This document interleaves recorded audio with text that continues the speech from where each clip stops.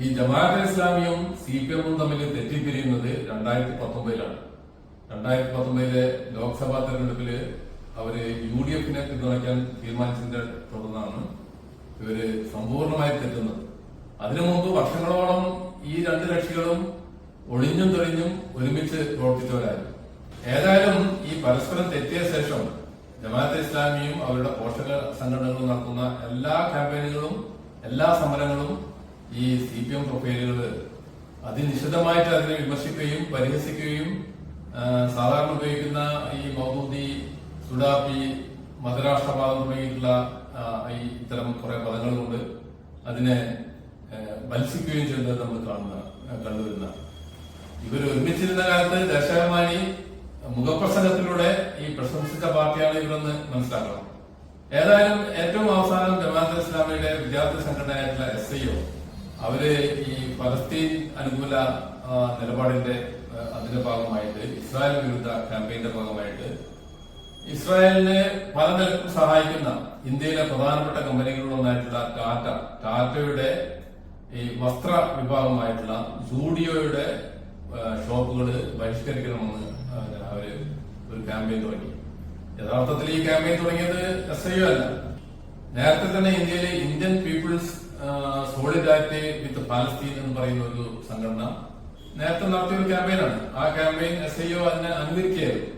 ഏതായാലും SIO campaign തുടങ്ങിയ ശേഷം കേരളത്തിലെ സംഘികളും ക്രിസംഘികളും മാത്രമല്ല നാസ്തികരും ഉൾപ്പെടെ ഒരു മൂവർ സംഘം ഇതിനെതിരായിട്ട് ഇതിനെ പരിഹസിച്ചുകൊണ്ട് കളിയാക്കിക്കൊണ്ട് ശക്തമായിട്ടുള്ള ഒരു ക്യാമ്പയിൻ ഈ സോഷ്യൽ മീഡിയയിൽ നടത്തിയെന്ന് മാത്രമല്ല അവര് ഈ സൂഡിയോ ഷോപ്പിന്റെ ആ ഫോട്ടോ പ്രൊഫൈലാക്കിക്കൊണ്ട് ഈ നിങ്ങള് പരമാവധി സൂഡിയോയിൽ നിന്ന് വസ്ത്രം വാങ്ങണം എന്നൊക്കെ പറഞ്ഞുകൊണ്ട് ഭയങ്കരമായിട്ടുള്ള ക്യാമ്പയിൻ നടത്തി നമുക്കറിയാം.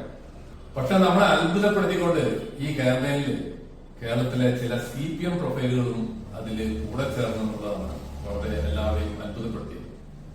അപ്പം ഈ ഒരു ക്യാമ്പയിൻ ഇങ്ങനെ ശക്തമായി തുടരുന്നതിന്റെ ഇടയിലാണ് നമുക്കറിയാം ഈ സജി മാർക്കോസ് എന്ന് പറയുന്ന വ്യക്തിത്വം. അദ്ദേഹം എക്കാലവും ഫലസ്തീനികളോടൊപ്പം നിന്ന ആളാണ്. ഇസ്രായേലിന്റെ യഥാർത്ഥ മുഖം വേദികളിലും പേജുകളിലും തുറന്നു കാട്ടുന്ന ഒരാളാണ്. CPM-ന്റെ സഹയാത്രികയാണ്. അങ്ങനെയുള്ള സജി മാർക്കോസ് ഒരു ഫേസ്ബുക്ക് പോസ്റ്റിലൂടെ രംഗത്ത് വന്നു കഴിഞ്ഞ ദിവസം.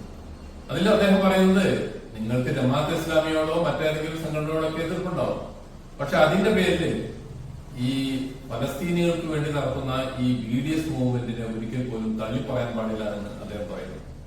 അദ്ദേഹം ഈ CPM-കാരെ ഓർമ്മിപ്പിക്കുന്ന ഒരു കാര്യമുണ്ട്.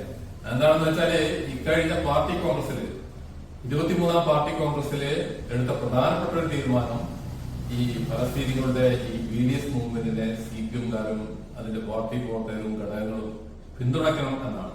ഈ BDS മൂവ്മെന്റ് എന്ന് പറഞ്ഞാൽ നമുക്കറിയാം ഈ ഇസ്രായേലിന്റെ ഉൽപ്പന്നങ്ങൾ ബഹിഷ്കരിക്കുക, അതുപോലെ തന്നെ ഇസ്രായേലിനെ പിന്തുണയ്ക്കുന്ന സഹായിക്കുന്ന കമ്പനികളുടെയും രാജ്യങ്ങളുടെയും ഉൽപ്പന്നങ്ങളും ബഹിഷ്കരിക്കുക എന്നാണ്.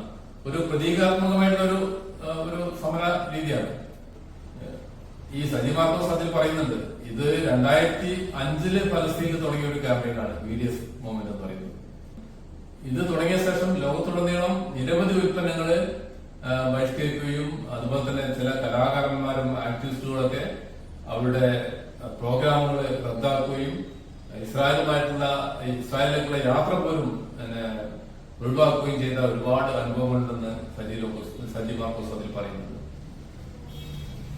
മറ്റൊരു കാര്യം കൂടി അദ്ദേഹം പറയുന്നുണ്ട്. അതായത് ഈ ക്യാമ്പയിൻ 2005 പലസ്തീനിൽ തുടങ്ങുന്നതിന് മുമ്പ് 1994 ദക്ഷിണാഫ്രിക്കയിലെ വർണ്ണവിവേചന ഗവൺമെന്റിനെതിരായിട്ട് ഈ ഒരു ക്യാമ്പയിൻ അന്ന് 1994 തുടങ്ങിയ BDS ക്യാമ്പയിനാണ് ദക്ഷിണാഫ്രിക്കയില് ആ ഭരണകൂടം അവിടെ വർണ്ണവിവേചനം അവസാനിപ്പിക്കാൻ കാരണമാക്കിയത് എന്ന് പോലും അദ്ദേഹം അതിൽ പറയുന്നുണ്ട്.